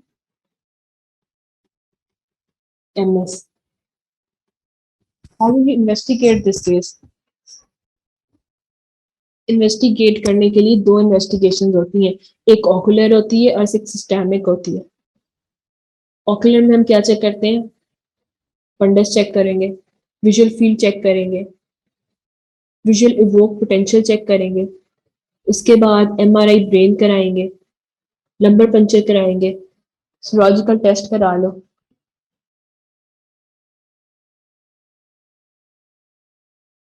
अच्छा, if it is not MS, अगर हम ऑप्टिक नेराइटिस लिखते हैं उसमें लिखा है एन्यूमरेट द कॉजेस, एक तो एमएस होगी cause. What other causes did we do of optic neuritis? Simple diabetes भी इसकी कॉज है, स्टारवेशन, एनीमिया भी कॉज है जब विटामिन B12 की डेफिशिएंसी हो रही है। दूसरी बात है वायरसेस लग गए, VZV, ठीक हो गया, और मीजल्स मम्प्स, मीजल्स मम्प्स,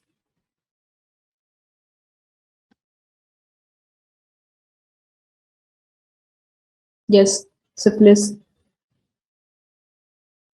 आगे देखो, 20-year-old female presented with sudden loss of vision in her right eye. She complained of pain on moving her eye. Complained on moving her eye. Her color vision was disturbed in the same eye. सारे के सारे optic neuritis के symptoms table से उठा के लिखे हुए। Right Marcus gun, Marcus gun RAPD को बोलते हैं, RAPD भी इसका प्रेजेंट है। ऑप्टिक डिस्क swollen है, लेफ्ट आई नॉर्मल है। What is the most likely diagnosis? Optic neuritis देखो इसका answer. How will you treat this patient? Treat करने के लिए पहले हमें इटियोलॉजिकल फैक्टर फाइंड करना होगा, अंडरलाइन कॉज। उसके लिए हम क्या करेंगे? विजुअल फील्ड डिफेक्ट देखेंगे, visual evoke potential, MRI brain कराएंगे, लंबर पंचर कराएंगे। अगर स्टैब्लिश हो जाता है डायग्नोसिस, स्टेरॉइड हम नॉर्मली दे देंगे, और अगर स्टैब्लिश हो जाता है डायग्नोसिस तो स्टेरॉइड देने के बाद हम इंट्रामस्कुलर इंटरफेरॉन बीटा और विटामिन B1, 6, 12 भी देंगे 3 वीक्स के लिए।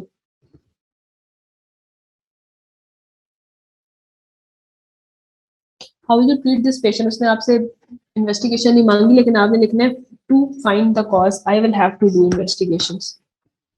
जब तक कंफर्म डायग्नोसिस नहीं होगा मेडिसिन कैसे दे सकते हैं? A 30-year-old female presents with sudden painful loss of vision in the right eye examination, decreased light brightness का मतलब है कंट्रास्ट सेंसिटिविटी उसकी खराब हो गई। और उसके बाद positive relative afferent pupillary defect, visual acuity 6/6, fundus examination shows normal. अच्छा, ठीक हो गया, इसका फंडस में कुछ भी नहीं आता। What is the most probable clinical diagnosis and name the underlying disease? कुछ नजर नहीं आ रहा जब हम देखते हैं तो। शाबाश, रेट्रोबल्बर है ये, retrobulbar neuritis due to MS।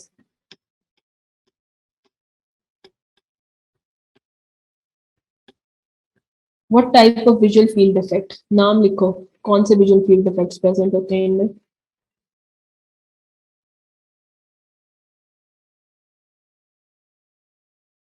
Visual field defect का क्या नाम होता है इसमें?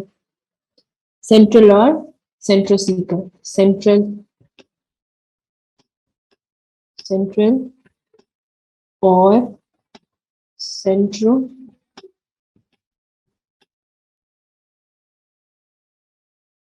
How will you treat the patient? Treatment में before starting treatment for MS, you will write that I would like to take MRI brain। उसमें देखूंगी मैं व्हाइट फ्लैग्स, और उसके बाद क्या लंबर पंचर कराऊंगी, उसमें ओलिगोक्लैनल बैंड आ जाएंगे तो मुझे एक दफा कंफर्मेशन मिल जाएगी। उसके बाद में इंट्रावीनस मिथाइल प्रेडनिसोलोन दूंगी फॉर 3 days, फिर मैं ओरल पे स्टार्ट करा दूंगी।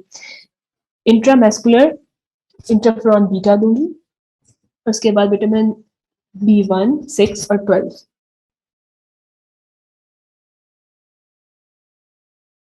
अच्छा, ट्रीटमेंट ऐसे लिखना है कि आप लोगों ने लिखना है before starting MS treatment I would like to confirm MS diagnosis by MRI brain. MRI brain पे व्हाइट कलर के प्लैक्स नजर आएंगे और लंबर पंक्चर पे क्या नजर आएगा, ओलिगोक्लोनल बैंड्स नजर आएंगे और प्रोटीन इलेक्ट्रोफोरेसिस। ठीक हो गया। अगर मुझे ये कंफर्मेशन मिल जाती है तो फिर मैं क्या करूंगी, इंट्रावीनस मिथाइल प्रेडनिसोलोन पहले 3 दिन के लिए आईवी लगाएंगे, फिर ओरल स्टार्ट करा देंगे। और फिर दूसरी ट्रीटमेंट है इंट्रामेस्कुलर इंटरफेरॉन बीटा और vitamin B1 6 12 for 3 weeks।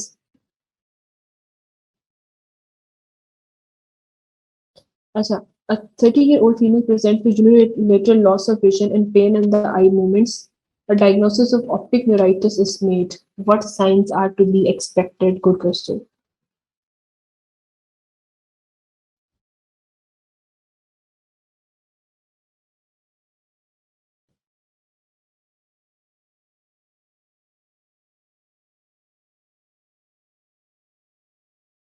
What are the signs to be seen in these patients?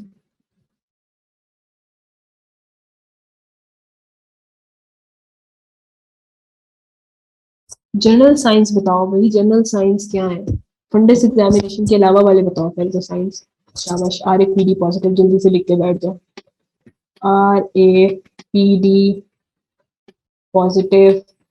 उसके बाद कलर कंट्रास्ट इनका खराब है, कलर कंट्रास्ट खराब, कलर कंट्रास्ट पुअर हो गया। और इनके विजुअल फील्ड डिफेक्ट क्या है, सेंट्रल और सेंट्रोसीकल? विजुअल फील्ड डिफेक्ट है इनका सेंट्रल और सेंट्रोसीकल। और क्या चीज है? फंडेक्स फाइंडिंग में सिंपल लिख दो, पेप्लिडीमा नजर आएगा। What is the treatment? Steroid treatment देते हैं। प्रोग्नोसिस क्या है? Prognosis is good. ठीक है, विजुअल एक्यूटी, कलर विजन, तो कलर विजन वापस आ जाता है, लेकिन शॉर्टन कर देगा उसको जो आपका विजुअल लॉस का था। लेकिन जितना अगर हो गया एक दफा demyelinate, that can not come back. लेकिन steroid will slow down your visual loss. A 20-year-old female presents with sudden loss of vision in the right eye only, pain on extraocular muscle, afferent pupillary defect present on the right side.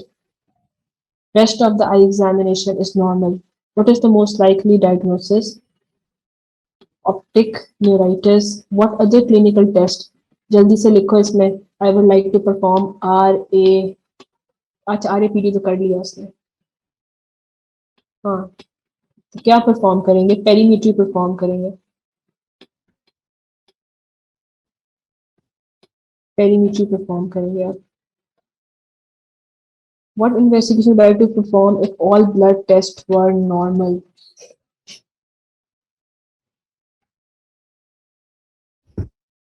What is the answer to C? Answer to C. Answer to C is MRI brain. अगर blood test normal आ गए तो I would like to do MRI brain to see के MS में white flags नजर आ जाएंगी मुझे brain के अंदर। अच्छा, अगर इन्वेस्टिगेशन लिखा करो तो साथ उसकी फाइंडिंग भी लिखा करो कि MRI ब्रेन करा रही हूँ too, because I am suspecting MS, और MS के पेशेंट के अंदर क्या आ जाएंगे, वाइट मेटल लीजन्स नजर आ जाएंगे मुझे। कौन से एरिया में? पैरावेंट्रिकुलर एरिया में।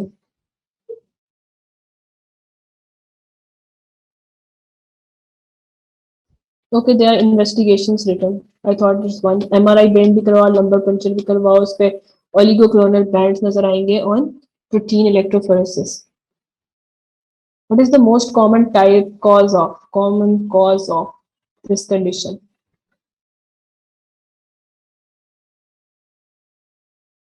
Yes, MS.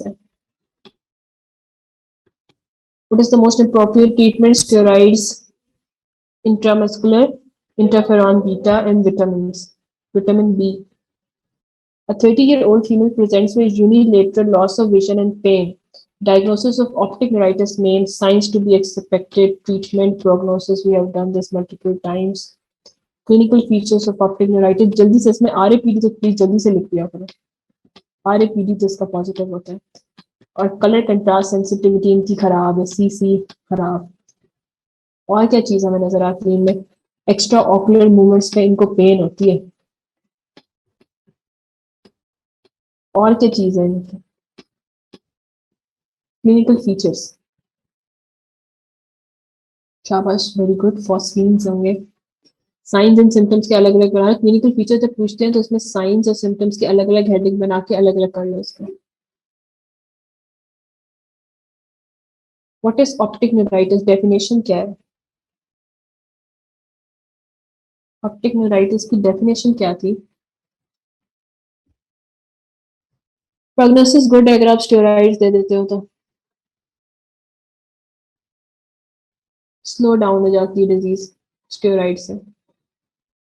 Simple, inflammation of optic nerve, simple as that, no memory required. Inflammation of optic nerve, name one associated neurological disorder, जल्दी से लिखते हैं MS. Enumerate is clinical sign. I hope you can write 4 clinical signs. अच्छा, optic neuropathy है, इसमें क्या है, non inflammatory disease है, सही है। पहले जो हमने अभी की ऑप्टिक न्यूराइटिस उसमें इन्फ्लेमेशन हो रही थी, this is non inflammatory disease of optic nerve fibre which results in visual loss. Non inflammatory disease. अब इन्फ्लेमेशन नहीं हुई तो क्या हो गया? इसकी जो इंटीरियर इस्कीमिक ऑप्टिक न्यूरोपैथी है ना, उसमें जाइंट सेल आर्टराइटिस, जो टेम्पोरल आर्टराइटिस जो आप लोगों ने पढ़ा होगा, जो जाइंट वेसल को इन्वॉल्व करवाता है, ठीक है, वो short ciliary vasculitis leads to ischaemic neuritis of the optic nerve head, और ये 70 इयर्स ऑफ एज में होता है। अच्छा, अगेन पैथोमा से मैंने ये एक्सट्रैक्ट लिया है इसकी पैथोलॉजी करने के लिए। जाइंट सेल आर्थराइटिस को टेम्पोरल भी कहते हैं, टेम्पोरल आर्थराइटिस। और ग्रेनुलोमेटस वेस्कुलाइटिस, अंदर ग्रेनुलोमा बन जाता है और वेसल छोटी हो जाती है। इसमें कैरोटिड, ठीक है, since it's large vessel disease तो लार्ज वेसल को इन्वॉल्व करेगी, कैरोटिड को इन्वॉल्व करेगी, और ओल्डर पीपल में होगी, 50 अबव 70s में, और यूजुअली फीमेल इसकी होंगी। ये कैसे प्रेजेंट करेंगी? टेम्पोरल आर्टरी जब कंस्ट्रक्ट करेगी तो हेडेक होगा उसको। जब ऑप्थेल्मिक आर्टरी आपकी अंदर से कंस्ट्रक्ट करेगी तो विजुअल डिस्टर्बेंस आएंगे, जॉ क्लॉडिकेशन क्यों आएगी? और जॉ क्लॉडिकेशन का मतलब होता है खाते खाते थक जाना, ये सचना, ये प्रिपेयर करना, ये आता है, या बहुत सारे मैंने सेंडअप्स में भी देखा है, तो it can come. Jaw claudication होता है मैक्सिलरी आर्टरी, वो भी तो कैरोटिड की ब्रांच है, ठीक है, जब उसको ब्लड कम हो जाता है तो खाते खाते ये लोग थक जाते हैं। उसके बाद flu like symptom and joint pain, polymyalgia, rheumatica, ESR इनका रेज्ड है क्योंकि ग्रेनुलोमा फॉर्म हो रहे हैं, ईएसआर इसलिए रेज्ड है। अब जब इनकी बायोप्सी कराते हैं ना तो इसके अंदर जॉइंट सेल्स निकलते हैं, और इंटिमा, जो ट्यूनिका इंटिमा होती है आर्टरी की लेयर, उसमें फाइब्रोसिस हो जाता है, वो फाइब्रोसिस होता है इसीलिए तो वो छोटी हो गई है, और लीजन सेगमेंटल होता है। अगर ये आपकी जो है कैरोटिड आर्टरी है तो पूरी की पूरी नैरो नहीं हुई, ठीक है, यहाँ पे नैरोइंग हो गई, यहाँ पे फाइब्रोसिस हो गई, और फिर यहाँ पे हो गई, सेगमेंटल लीजन है। अगर बायोप्सी नेगेटिव भी आ जाए तो उसका मतलब ये नहीं है कि आपने डायग्नोसिस छोड़ देना। इसके ट्रीटमेंट में हम स्टेरॉइड्स देते हैं, अगर नहीं देंगे तो ब्लाइंड हो जाएगा। ये देखो, ये लार्ज वेसल है और अंदर इसके ग्रेनुलोमा बन गए और फाइब्रोसिस हुआ हुआ, ये वाइट बार और ल्यूमन इतना छोटा सा रह गया, ठीक है, इतना छोटा सा रह गया है ये ल्यूमन जो आपकी जॉइंट वेसल है। क्लिनिकल फीचर्स होंगे हेडेक, हमने ये डिस्कस कर ली क्योंकि टेम्पोरल जो आर्टरी है उसको सप्लाई कम जा रही है, जॉ क्लॉडिकेशन मैक्सिलरी आर्टरी को कम जा रही है सप्लाई, उसमें सेगमेंटल लीजन है, नाइट स्वेल, पोलीमायल्जिया, रूमेटिका, ये सारे सिम्टम्स हैं इनके।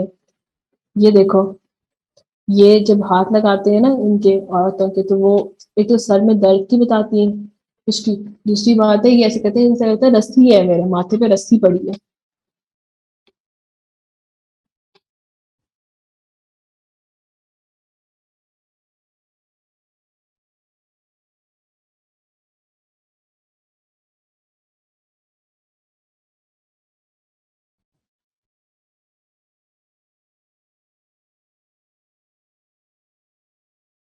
जैसे हमारे माथे में नसीब पड़ी है, उसके बाद जो ऑकुलर सिम्टम्स होंगे तो सडन ऑनसेट होगा monocular visual loss. Sudden onset इसलिए होगा कि ऑप्थेल्मिक आर्टरी जो होगी, yes I can explain jaw claudication. Jaw claudication आप खाते खाते थक जाते हो या बोलते बोलते थक जाते हो। जॉ थक इसलिए रहा है क्योंकि आपकी जो मेजर आर्टरी है, मैक्सिलरी आर्टरी जो सप्लाई कर रही है उसको, उसमें भी देयर आर कंस्ट्रिक्शंस, ठीक है, वो नैरो हो गई है, सप्लाई कम हो गई है, इसीलिए वो खाते खाते थक जाते हैं। That's what is jaw claudication. Sudden onset हो जाएगा मोनोऑक्यूलर लॉस, क्योंकि ऑप्थेल्मिक को सप्लाई कर रहा है, उसकी भी सारी ब्लड सप्लाई कम ही हो गई है। आरईपीजी पॉजिटिव होगा, blood supply is decrease. Swollen disc होगी और पेल इन कलर होगी, ब्लड सप्लाई इज डिक्रीज। और विजुअल फील्ड जो होगा ऑल्टीट्यूडनल होगा। ऑल्टीट्यूडनल विजुअल फील्ड होता है, ये देखो, जो कि horizontal half of the visual field को करता है। ऊपर हो सकता है या नीचे हो सकता है, हॉरिजॉन्टली हाफ ऑफ को इन्वॉल्व करना चाहिए। ठीक है, ये हमारा विजुअल फील्ड है, तो इसके हाफ में जो काला काला हुआ, इसका मतलब है यहाँ पे कोई नजर नहीं आ रहा उसको, half of the visual field involve होगा। ये एमसीक्यूज में पूछा जाएगा कि ऑल्टीट्यूडनल फील्ड इफेक्ट कौन सी वाली डिजीज में होता है, सेंट्रल स्कोटोमा कौन सी वाली में डिजीज में होता है, एनलार्जिंग ऑफ ब्लाइंड स्पॉट कौन सी वाली डिजीज में होती है। इन्वेस्टिगेशन में आप ईएसआर करवाओगे, ग्रेनुलोमा बना हुआ तो ये रेज होगा। हमारे जो सी रिएक्टिव प्रोटीन्स होते हैं वो भी इंफ्लेमेटरी डिजीज में रेज हो जाते हैं। और फिर बायोप्सी करवाओगे तो उसमें आपको वेसल की बायोप्सी में ग्रेनुलोमास मिलेंगे और इंटरनल फाइब्रोसिस मिलेगा, दो फाइंडिंग्स मिलेंगी। ट्रीटमेंट सिंपल है, स्टेरॉइड्स दोगे, पहले 3 दिन आईवी दोगे, उसके बाद ओरल दोगे and things will get better. तो देखो 80-year-old male आया है, had been complaining of headache and sudden loss of vision in the right eye. He has tenderness in both temples. ये क्या चीज है? And one can feel rope-like structure in both temples. Rope-like structure in both temples. What investigation would you like to do in this case? क्या investigation है?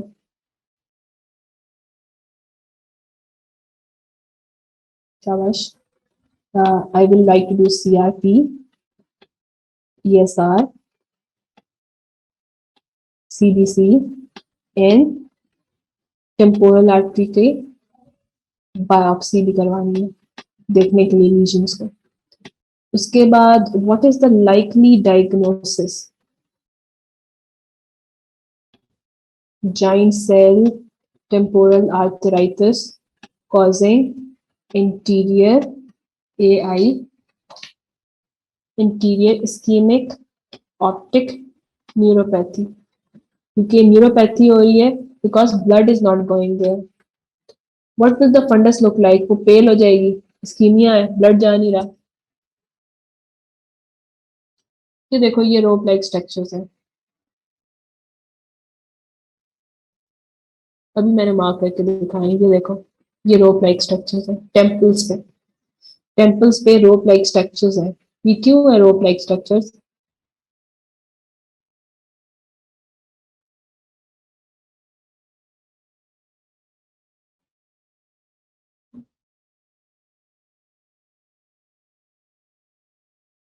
Yes, temporal arteries dilated due to vasculitis. Vasculitis में क्या हो रहा है, अंदर ग्रैनुलोमास बन रहे हैं, उसके इन्वॉल्व कैरोटिड, और फिर इसकी सारी ब्रांचेस भी अफेक्ट हो रही है। कैरोटिड को इन्वॉल्व कर रहा है, उसके बाद सारी ब्रांचेस अफेक्ट हो रही है, इसकी ऑप्थेल्मिक ब्रांच हो रही है, टेम्पोरल आर्टरी से हेडेक हो रहा है और रोप लाइक स्ट्रक्चर फील हो रहा है, विजुअल डिस्टर्बेंस आ रही है ऑप्थेल्मिक आर्टरी की वजह से। जब ऑप्थेल्मिक आर्टरी को आप सप्लाई नहीं करोगे तो आपकी फेल हो जाएगी ना, डिस्क खून कहाँ से जाएगा वहां पे। उसके बाद जॉ क्लॉडिकेशन हो रही, जब मैक्सिलरी आर्टरी के अंदर भी कंस्ट्रिक्शन आ गई क्योंकि वहां पे ग्रैनुलोमास बने हुए हैं, इंटरनल फाइब्रोसिस है।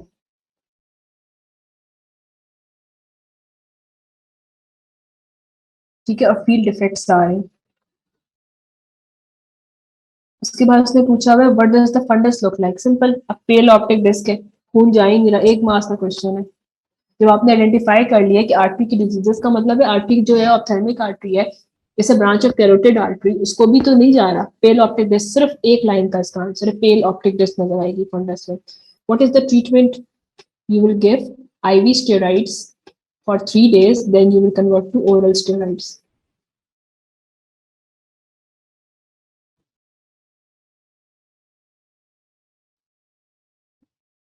किसी ने कोई क्वेश्चन पूछना है, अदरवाइज इसको रीड करो, इसके क्वेश्चंस अटेम्प्ट करो, कोई प्रॉब्लम हो तो पूछ लेना.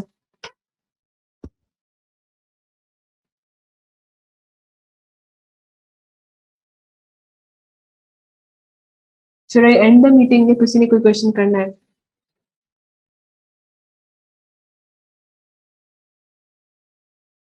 हाँ, ये चैप्टर इतना भी बहुत ज्यादा है. हाँ, आज क्वेश्चन है. ऑप्टिक न्यूराइटिस की फर्स्ट लाइन रिपीट कर दो. ओके.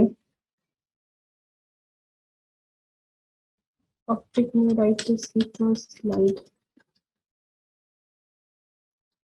ऑप्टिक न्यूराइटिस का सिंपल मीनिंग होता है कि आपकी ऑप्टिक नर्व की इंफ्लेमेशन हो गई है.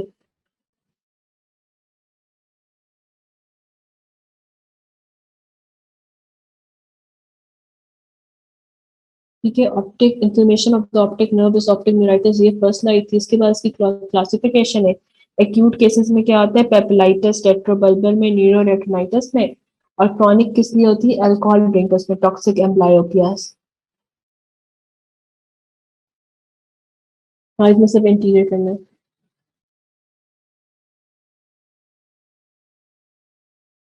यूविया कर लेंगे, यूविया भी कर लेंगे. We will give time to uvea as well. कल यूविया कर लें फिर संडे को उसको एंड करें. रीजा, यूविया जो है ना, समझने में बहुत एनर्जी लगती है. यूविया जब मैं समझाऊंगी ना तो इतनी ज्यादा उस पर एनर्जी वेस्ट होगी. जब आप उसको रीड करोगे पूरा एक दिन लग जाएगा. और मैंने पास पेपर देखा है, सिर्फ एक, कोई 10-20 सालों में सिर्फ एक क्वेश्चन आया हुआ है यूविया का, यूवियाइटिस का. एंडोफ्थल्माइटिस का तो फिर भी आया हुआ है. इतनी एनर्जी वेस्ट करनी है यूविया के ऊपर, मुझे समझ नहीं आ रहा. और समझाने में छोटी छोटी बात उसमें समझाने में 10 घंटे लगते हैं.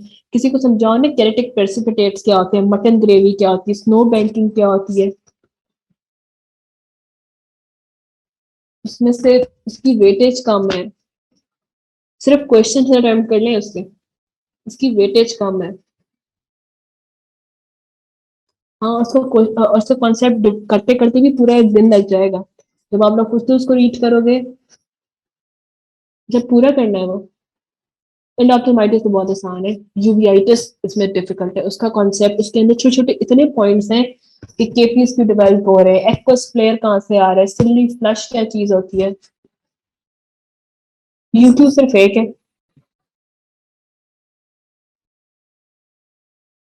यूवीए से मेरे ख्याल से एक एमसीक्यू आना है. एससीक्यू कभी आ जाता है एंडोफ्थल्माइटिस से. यूवीआइटिस से एक दफा आया हुआ है.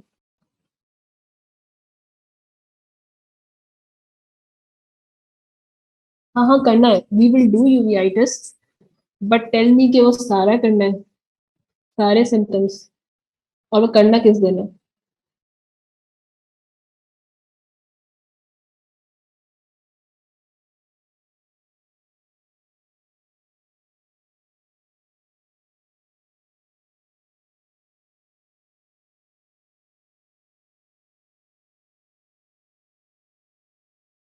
इसको इनके बात करना है. चलो ठीक है.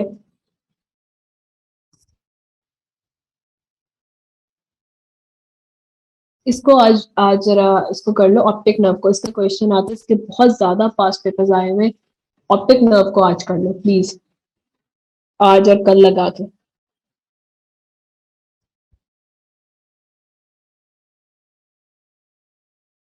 ओके, अल्लाह हाफिज.